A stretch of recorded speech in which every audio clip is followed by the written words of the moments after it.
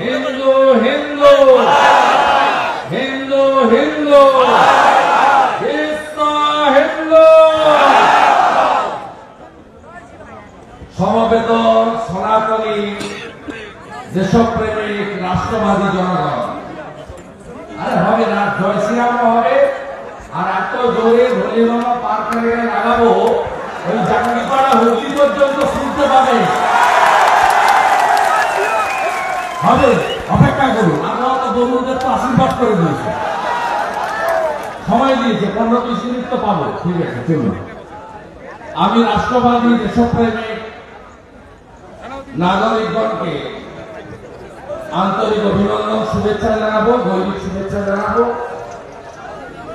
এবং অম্বুবাচীর পূর্ণ লগ্নে আপনাদের শুভেচ্ছা।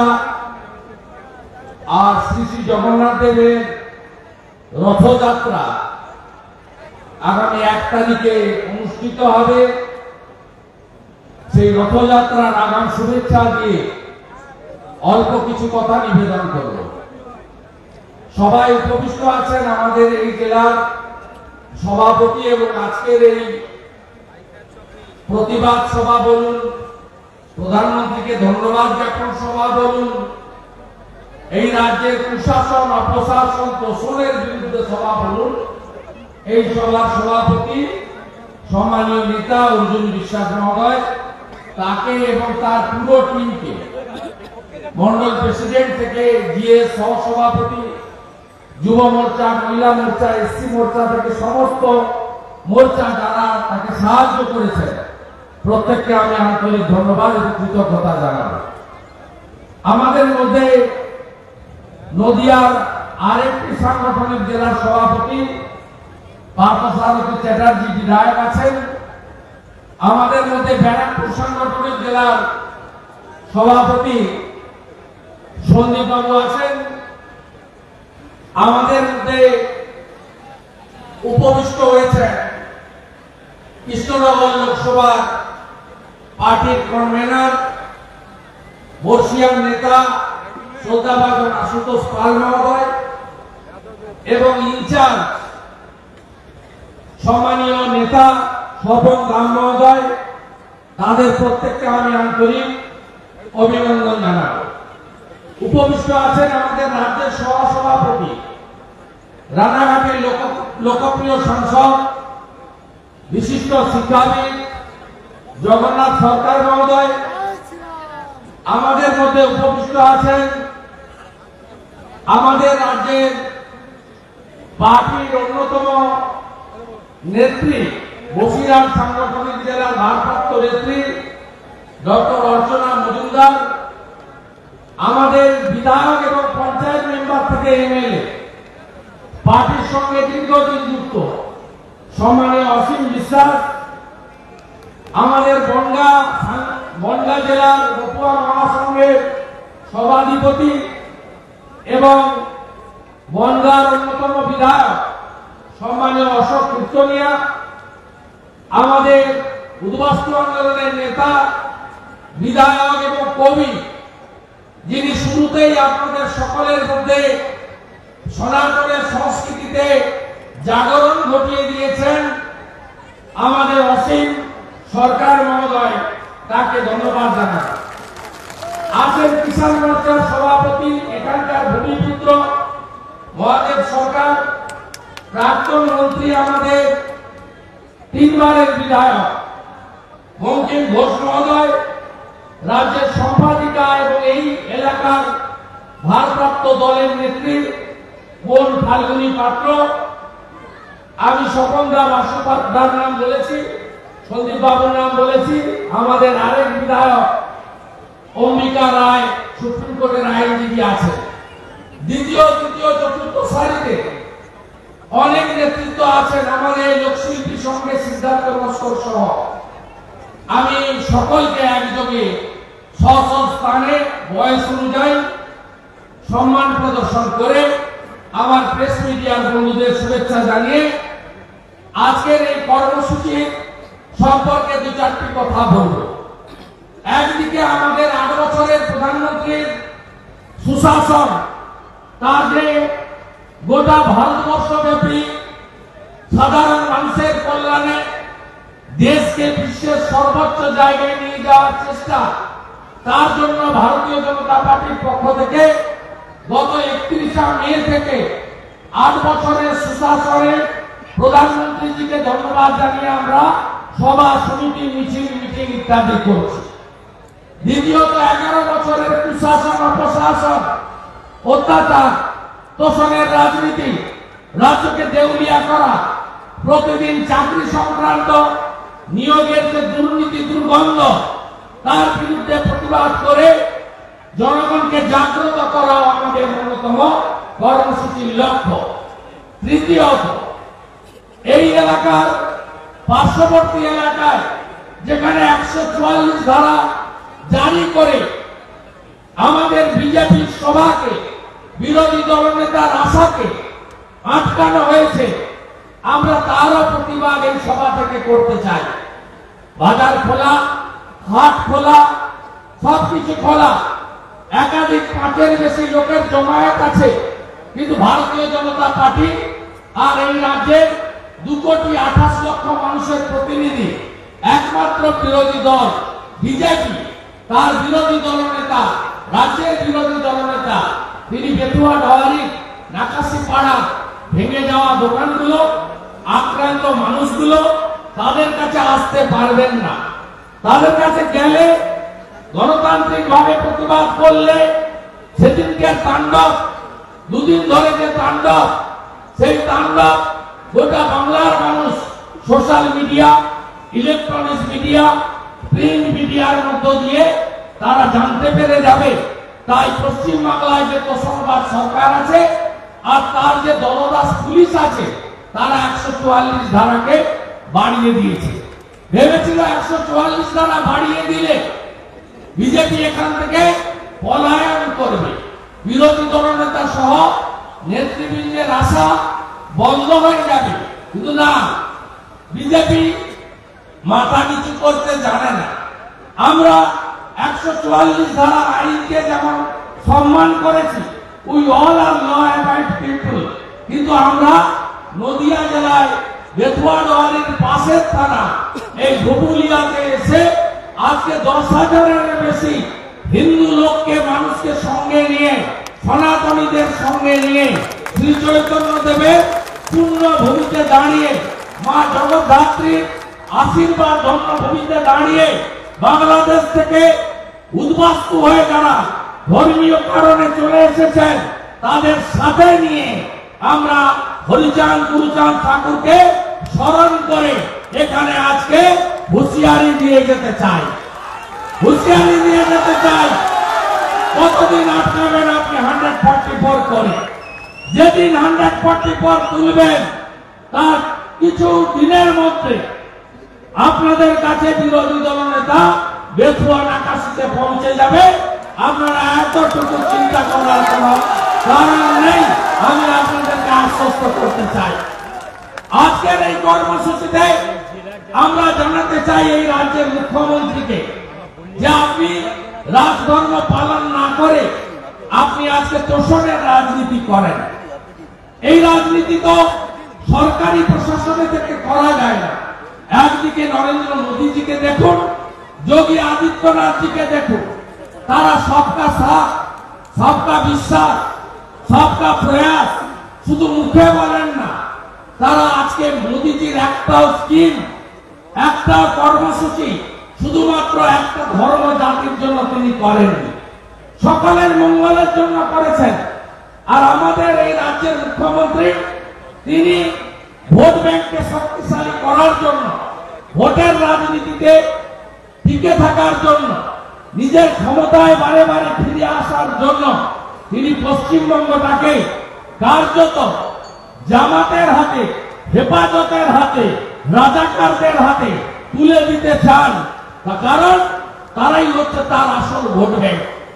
আপনারা দেখেছেন বিগত দিনে উলবেড়িয়াতে একটা বিদ্যালয় সরস্বতী পুজো বন্ধ করার ব্যবস্থা এই রাজ্যে হয়।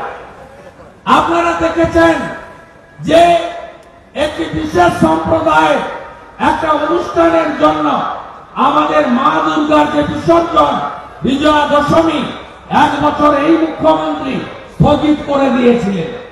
দুর্গাপুজোর বিসর্জন পঞ্জিকা শাস্ত্র মতে হয়, সকালবেলা ঘট বিসর্জন হয় শাস্ত্র মতে, বিকালবেলা সিঁদুর খেলা হয়, মার নিরঞ্জন যাত্রা বেরোয়। মুখ্যমন্ত্রী সেদিন মহরমের তাজিয়া যাবে বলে আজকে আমাদের ঠাকুরের বিসর্জন আটকেছিলেন। এ অতীত নিশ্চয়ই আপনারা ভুলে যাননি। করোনার নাম করে কৃষ্ণনগরে জগদ্ধাত্রী পুজো গতবারে কিভাবে আটকানো হয়েছে আপনারা দেখেছেন। পাশেই আমাদের চাপড়া আছে, সেখানে দুর্গাপূজার নিরঞ্জনের দিন কিভাবে আমাদের দেবী মায়ের মূর্তির উপরে আক্রমণ হয়েছিল আপনারা দেখেছেন। এই মুখ্যমন্ত্রী নিজের ভোট ব্যাংককে ঠিক রাখার জন্য কেন্দ্রের প্রধানমন্ত্রীকে বিড়ম্বনায় ফেলার জন্য বারে বারে উস্কানি দেয়। আমরা যখন দেখলাম 1945 সাল থেকে কেপি ঠাকুরদের লড়াই, যে উদ্বাস্তুদের সহনাগরিকত্ব দিতে হবে, বিশেষ করে মতুয়া সমাজকে, বিশেষ করে নমশূদ্র সমাজকে, যারা ধর্মীয় উৎপীড়নের কারণে বাংলাদেশ ছাড়তে বাধ্য হয়েছেন, নিজের ভিটে মাটি জমি পুকুর মন্দির সব ফেলে দিয়ে আপনাদের পালিয়ে আসতে হয়েছে এক কাপড়ে এপারের বাংলাতে। আপনাদের জানেন সেদিন আপনাদের জন্য কেউ ভাবেনি। 2019 সালে জনপ্রিয় প্রধানমন্ত্রী যশস্বী নরেন্দ্র মোদীজি, ভারতবর্ষের স্বরাষ্ট্রমন্ত্রী অমিত শাহজি লোকসভা এবং রাজ্যসভাতে আপনাদের সিএএ এনেছিলেন। আর এই মুখ্যমন্ত্রী বলে আমরা তো সমান নাগরিক, আলাদা করে নাগরিকত্ব দিতে হবে কেন? আপনারা নদিয়া জেলার মানুষ, আপনারা জানেন যখন আপনারা এই রাজ্যে তো কাজ পাওয়া যায় না, বিদেশে কাজের জন্য যান ভিসা করার জন্য, পাসপোর্ট বানানোর জন্য। যখন কেউ কোনো চাকরি পান, একটা দুটো চাকরি, তখন আপনার যখন পুলিশের ক্লিয়ারেন্স লাগে, সেই সময় আপনাকে কি বলা হয়? বলা হয় 71-এর আগে দলিল তোমাকে দেখাতে হবে। আপনারা কেউ 71-এর আগে দলিল দেখাতে পারেন না। তখনই আপনারা বুঝতে পারেন ভারতবর্ষে যারা 71-এর আগে থেকে আছে, স্বাধীনতার আগে থেকে আছে, তাদের সঙ্গে আপনাদের তফাৎটা কোথায় হয়ে যাচ্ছে। এই দাবি কপিল কৃষ্ণ ঠাকুররা 45 সাল থেকে তুলেছে। পরবর্তীকালে মতুয়া মহাসংঘের সভাধিপতি শান্তনু ঠাকুররা এই দাবি উচ্চগ্রামে নিয়ে গেছেন এবং আমাদের যশস্বী প্রধানমন্ত্রী স্বরাষ্ট্রমন্ত্রী সিএএ করে দিয়েছেন। সিএএতে কাউকে তাড়ানোর কথা বলা হয়নি, কিন্তু নাগরিকত্ব দেওয়ার কথা বলা হয়েছে। আর এই পশ্চিমবাংলার মুখ্যমন্ত্রী সেদিন কলকাতায় সিটির মোড় থেকে শ্যামবাজার হেঁটেছিলেন, সিএএ মানি না। তারপরেই আগুন জ্বলেছিল। আপনারা দেখেছেন সিএএ নিয়ে কিভাবে বেলডাঙ্গা স্টেশন জ্বালানো হয়েছে, রেজিনগর স্টেশন জ্বালানো হয়েছে, হাজারদুয়ারি এক্সপ্রেস পুড়িয়ে দেওয়া হয়েছে। কতদিন ট্রেন বন্ধ ছিল, কতদিন ওই রাজ্যের পশ্চিমবঙ্গ ছিল। ঠিক একইভাবে নুপুর শর্মার ইস্যু নিয়ে এই মুখ্যমন্ত্রী সকালবেলা টুইট করে এই বাংলায় প্রথম উস্কানি দিলেন বাংলাতে। তারপরে NH4 হাওড়াতে অবরোধ করা হলো 13 ঘন্টা ধরে এবং 4 দিন ধরে মিছিলের নামে পুলিশের সামনে কোথায় হয়নি বলুন? রেজিনগরের শক্তিপুরে বেছে বেছে হিন্দু বাড়ি, হিন্দু দোকান জ্বালানো হয়েছে, হ্যাঁ কি না? বেলডাঙ্গাতে থানায় পাথর সকেট বম ছোড়া হয়েছে, হ্যাঁ কি না? নাকাশিপাড়া বেতুয়া ধরি 21টা দোকান আজকে নাকাশিপাড়ায় লুট হয়েছে, ভাঙচুর হয়েছে। আমি বক্তব্য শেষ করার পরে এই 21 জনের হাতে ভারতীয় জনতা পার্টির পক্ষ থেকে ক্ষতিপূরণ দিয়ে যাবে। যাদের বড় অ্যামাউন্ট আছে 50%-র বেশি, যাদের ছোট ছোট চায়ের দোকান 5,000 7,000 ক্ষতি হয়েছে তাদেরকে পুরোটাই আমরা বিজেপির পক্ষ থেকে দিয়ে যাব। আর 3টে জিনিস আমি তাদের হাতে তুলে দেব। 3টে জিনিস তুলে দেব। একটা দেবী মা দুর্গার ছবি, একটা মূর্তির ছবি দেব, বলবো দোকানে রাখবে, মাকে স্মরণ করবে। সঙ্গে দেব একটা করে গীতা, গীতাটা দেব যাতে কোনো রকম ভয় না পেয়ে গীতাকে সামনে রেখে, যে গীতাকে সামনে রেখে ক্ষুদিরাম বসু জীবন মৃত্যুকে পায়ের ভিত্ত করে আত্মবলিদান দিয়েছিলেন সেটা দেব। আর একটা করে শাঁখ দিয়ে যাব, একটা করে শাঁখ দিয়ে যাব, বলবো এরপরে ওই জিন্নার বংশধররা এলে শাঁখটা বাজাবেন, শাঁখটা বাজাবেন এবং যে ভাষায় কথা বললে সন্তুষ্ট হবে ওই ভাষাতে কথা বলতে হবে। আর বন্ধু, এখনো কিছু পাওয়ার লোভে আমাদের হিন্দু বন্ধুরা কেউ কেউ তৃণমূল করেন, কেউ কেউ সিপিএম করেন। তো বন্ধুদের বলবো বেশি দিন বাকি নাই। 2021 সালে অষ্টমীর দিন বাংলাদেশে দুর্গা ঠাকুরের বিসর্জন হয়ে গেছে। 5টা মন্দির ভেঙেছে, জানেন আপনারা? 5টা মণ্ডপ ভেঙেছে মিথ্যা ব্লেম দিয়ে। আর মমতা ব্যানার্জি পিসি আর ভাইপো যদি থাকে 31 সাল লাগবে মহালয়ার দিনই বাংলাতে বিসর্জন হয়ে যায়।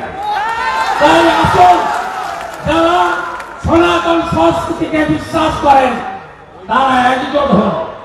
এবং আমাদের কোন হিন্দু মুসলমান শিখ খ্রিস্টান নেই। যারা রাষ্ট্রবাদী মুসলিম তারাও আসুন, যারা নিজেকে ভারত মাতার সন্তান মনে করে, এপিজে আব্দুল কালামকে আদর্শ মনে করে, আসুন আমরা একসঙ্গে এই দেশকে রক্ষা করি। আমাদের কথা আমি আর বাড়াবো না। আমাকে 21 জনকে ক্ষতিপূরণ দিতে হবে। আর আমি বেতুয়াডাহারি নাকাশি পাড়ায় 144 উঠলেই আসবো। কি করতে আসবো জানেন? কি করতে আসবো জানেন? আমি ওখানকার সব মন্দিরে একটা করে মাইক সেট দিতে আসবো। আর আমি দুটো বাজার কমিটিকে, আমি বিরোধী দলের নেতা বেতন পাই, 1,12,000 টাকা বেতন পাই। আমার প্রাক্তন এমপি 43,000 টাকা পেনশন পায়। আমার যত টাকা অ্যাকাউন্টে আছে আমি চেক লিখে এনে ওখানকার ব্যবসায়ী সমিতিকে দিয়ে যাব, যাতে সিসিটিভি লাগায়, সিসিটিভি লাগায়, বেতুয়াডাহারি নাকাশি পাড়ায় সিসিটিভি লাগায়। এরপরে দেবগ্রাম পলাশিতেও ঢুকবো। এই ভোটের রথ চলবে, কেউ আটকাতে পারবে না। আজ স্পিকার পশ্চিমবঙ্গ থেকে উঠছে, খবর পেয়েছেন তো? স্পিকার মানে কি বলুন তো? পিসিমণি স্পিকার বাংলা আবাস যোজনা লিখেছিল, আজ সকাল থেকে মুছে লিখছে প্রধানমন্ত্রী আবাস। 40 লক্ষ বাড়িতে লেখাবো। পিসিমণি, তোমার স্পিকারের রাজনীতি শেষ। 40 লাখ বাড়িতে লিখতে হবে প্রধানমন্ত্রী আবাস যোজনা। এরপরে 70 লক্ষ ল্যাট্রিনে লিখাবো স্বচ্ছ ভারত মিশন। তুমি লিখেছ নির্মল বাংলা মিশন।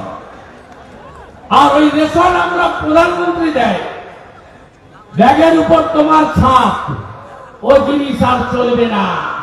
বিজেপি বিরোধী দল, বিরোধী দলনেতা, নো সেটিং, চোখে চোখ রেখে লড়াই।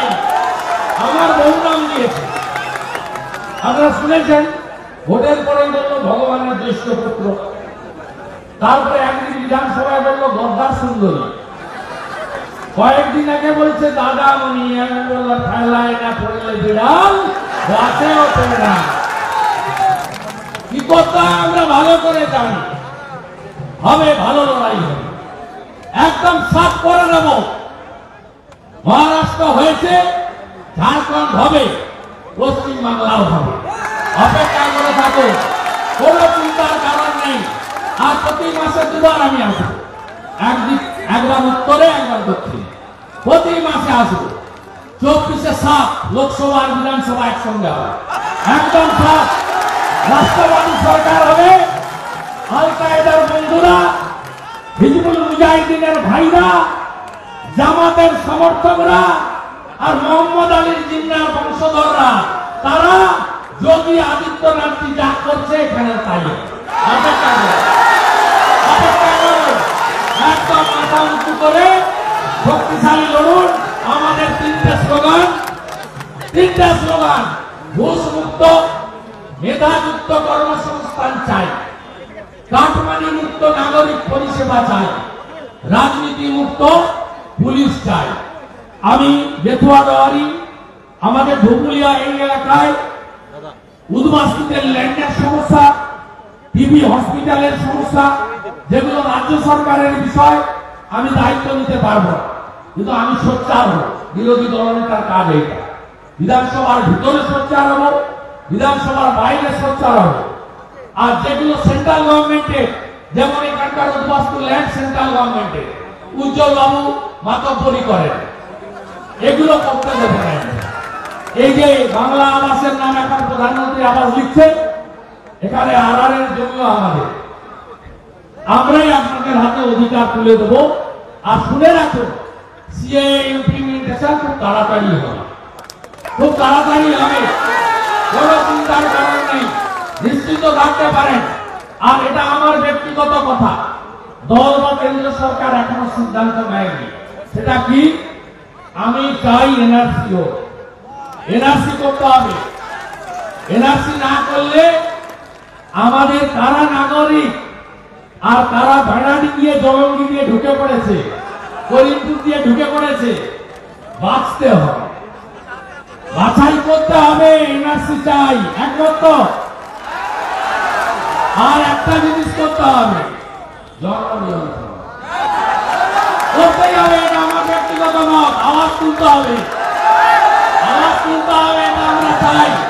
আমার দেশকে বাঁচাতে হবে। স্বামী বিবেকানন্দ বলে গেছেন, আমার আনন্দ দেবী হচ্ছে ভারত মাতা। ভারত মাতাকে অনেকবার কেটেছে এরা। আমাদের সঙ্গে ইরাক ছিল, ইরানের অংশ ছিল, আমাদের সঙ্গে আফগানিস্তান ছিল, পাকিস্তান, নেপাল, মায়ানমার, বাংলাদেশ, তিব্বত, বিরাট ভারত ছিল। খন্ড করতে করতে করতে আমরা এইটুকু জায়গায় এসে দাঁড়িয়েছি। তাই এই ভারত ভূমিকে রক্ষা করতে গেলে এনআরসি এবং জন্ম নিয়ন্ত্রণ দরকার। 370 ধারা মোদীজি তুলেছেন, বাকিটাও মোদীজিকে করতে হবে, তিনি করবেন। এত বড় বিশ্ব নেতা আমরা পাইনি। বিশ্বের 71% লোক বলছেন আমরা মোদীজিকে নেতা মানি। এবারে কথা শেষ করি, আবার আসবো। এরপরের অভিযান বেথুয়া, বেথুয়াতে দেখা হবে। 144 উঠলেই আসবো। একবারে ধ্বজ নিয়ে আসবেন, সিঙ্গা নিয়ে আসবেন, দমকা নিয়ে আসবেন, মায়েরা শাক নিয়ে আসবেন। আর হরে কৃষ্ণ মন্ত্র হবে, মৃদঙ্গ থাকবে, খঞ্জনি থাকবে, মাথায় টিকা থাকবে, তুলসীর চারা বিতরণ হবে। হরি হরি বল, হরি বল। ভারত মাতা কি জয় শ্রীরাম, জয় জয় শ্রীরাম। एक ही नारा, एक ही नाम, जोर से बोलो जय श्री राम, और जोरे जय श्री राम। गंगा माता की, गंगा माता की, गो माता की, गो माता की। हरा हरा, हरा हरा, भोले बाबा, भोले बाबा। अरे जोरे बोलুন, জাঙ্গিপাড়া অবধি যেতে হবে, जोर से बोलते হবে।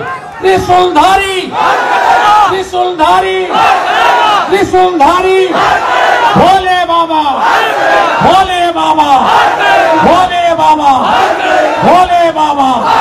बंदे बंदे बंदे। আমাদের যারা ক্ষতিগ্রস্ত হয়েছেন, একটা ছেলে তো জেল খেটেছে অনেকদিন, বাপি চক্রবর্তী 4 মাস জেল কেটেছেন। আপনি একটু মঞ্চে আসবেন, আপনার সঙ্গে আমি দেখা করব। আমাদের এখানে যারা ক্ষতিগ্রস্ত হয়েছেন, অভিজিৎ নাথ, দোতলা বারান্দার সমস্ত কাঁচের জানলা ভাঙচুর, কল্লোল মিত্র জানলার কাঁচ, দেয়ালের টাইল, সুখেন শাহ মুদিখানা দোকানের 2টি বেঞ্চ, একটি টেবিল ভাঙচুর, দুলাল চন্দ্র সাহা কাপড়ের দোকানের সামনে ঝোলানো জিনিসপত্র ভাঙচুর, প্রসেনজিৎ দাস বৈরাগ্য মারুতি ইকো গাড়ির কাঁচ ভাঙচুর, টায়ার কেটে দেয়। বাবন রায়। এই সম্পর্কে যে কোনো আপডেট সবার আগে পাওয়ার জন্য অবশ্যই চ্যানেলটিকে এখন সাবস্ক্রাইব করুন এবং সাবস্ক্রাইব করলে পাশে নোটিফিকেশন বেলটিকে বাজিয়ে দিন, যাতে আমি নতুন কোনো ভিডিও আপলোড করলে তার নোটিফিকেশন সবার আগে পৌঁছে আপনার কাছে। এবং আরেকটি রিকোয়েস্ট আপনার কাছে, ভিডিওটিতে একটু লাইক দিয়ে দিন, কারণ আপনার একটি লাইক আমাকে অনেক উৎসাহিত করে পরবর্তী ভিডিও আপলোডের জন্য।